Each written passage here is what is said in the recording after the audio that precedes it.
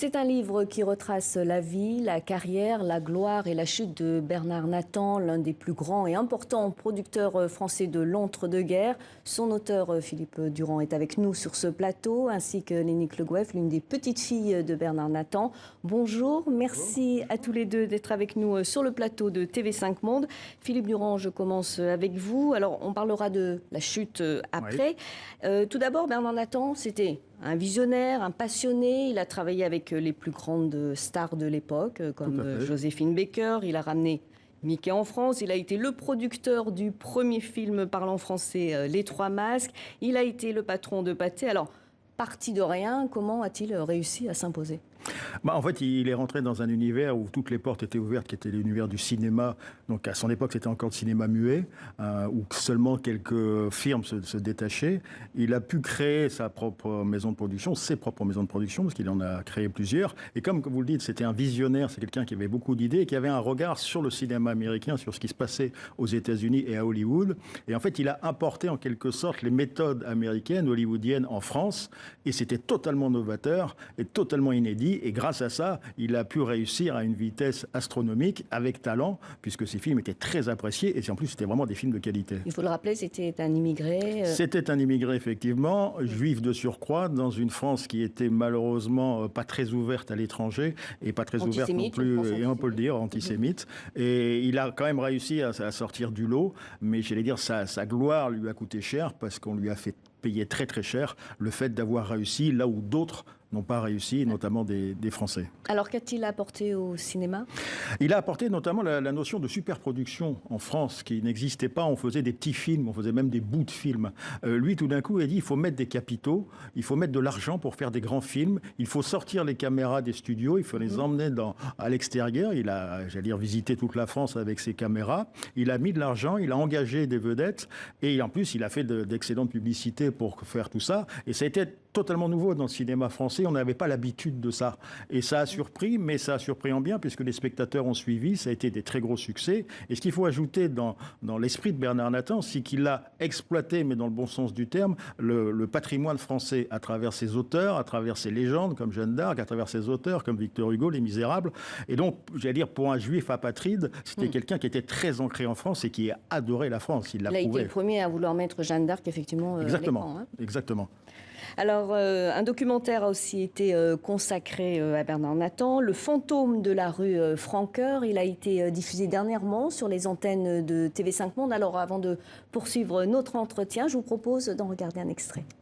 Pendant plus de 10 ans, Bernard Nathan a occupé les colonnes de la presse écrite. Les articles faisaient majoritairement, dans un premier temps, l'éloge du producteur, gestionnaire puissant et visionnaire. Celui qui, en 3 ans, avait réussi à remettre au premier rang du cinéma français la société Pathé Cinéma.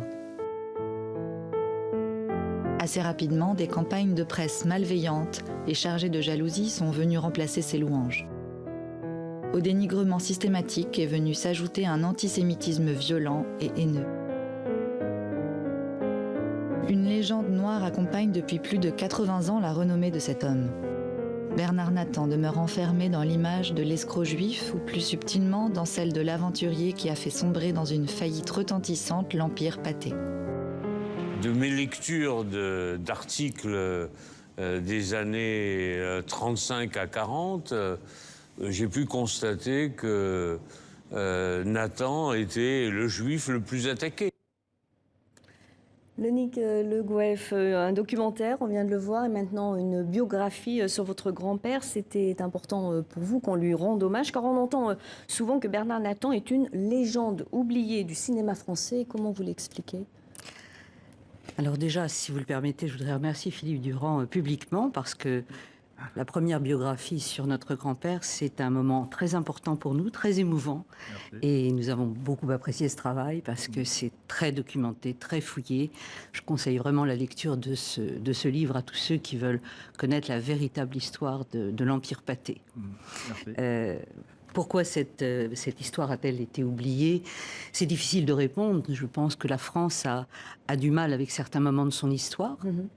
C'est compliqué. C'est compliqué de faire de revenir sur tout ce qui a été dit, tout ce que l'establishment de l'histoire du cinéma a considéré comme acquis.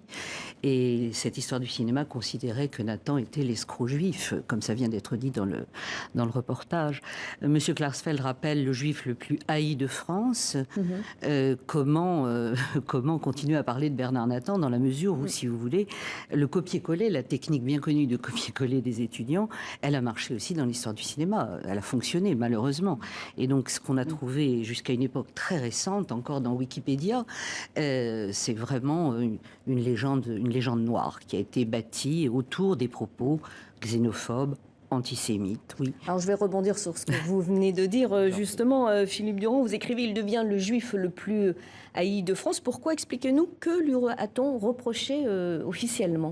Officiellement, tout débute par une espèce de micmac économique, comme en font beaucoup de sociétés. C'est-à-dire que Bernard Nathan a besoin de fonds pour continuer avec Pathé, qui était une entreprise qui coûtait très cher, parce qu'il fallait financer ces films, il fallait financer cet achat. Et donc il a dû, parce qu'il disposait de plusieurs sociétés, il a fait parcourir un peu d'argent, il a donc récupéré très rapidement du liquide dont il avait besoin pour rembourser une dette.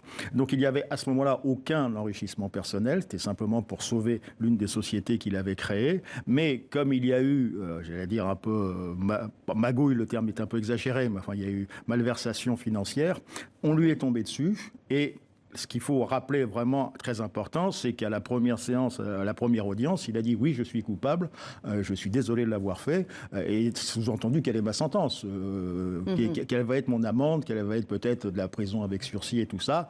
Et là-dessus, tout le monde lui est tombé dessus. Et quand je dis tout le monde, c'est pratiquement tous les journaux lui sont tombés dessus. C'est plus que de la jalousie, c'était de la haine. C'est-à-dire qu'il fallait descendre ce rastaquouère qui a fait mieux que les Français. Alors, Lénique Le Goëff, une dernière question. Cela fait 20 ans que vous travaillez avec votre sœur, que vous travaillez à réhabiliter, on l'a dit, la mémoire de votre grand-père. Alors, Pathé, c'est aujourd'hui un géant du cinéma, ça existe toujours. Alors, que voit-on dans les archives ? Alors, 20 ans de travail, c'est un peu plus, d'ailleurs c'est 27 ans, si je puis préciser, parce que tout a commencé avec les 100 ans du cinéma, donc en 1994-95, la grande exposition au Centre Pompidou, où il y avait une toute petite place consacrée à Bernard Nathan, une toute petite affichette avec quelques objets personnels, d'ailleurs ça nous a un peu choqués. Et c'est là que nous avons déclenché le processus, si j'ose dire, des petits-enfants au travail. Excusez-moi. Oui, c'est extrêmement difficile de revenir sur cette histoire. Les archives Pathé nous ont été ouvertes sans difficulté. C'est plus de 3000 dossiers, c'est colossal. À l'époque, rien n'était numérisé. Donc ça a nécessité effectivement beaucoup de temps de la part de gens compétents, historiens, un cousin de la famille qui s'y est mis aussi de façon très acharnée. Et nous avons obtenu des petits résultats en 98, en 2013, des documentaires, la participation de TV5 Monde au dernier documentaire de Francis Gendron.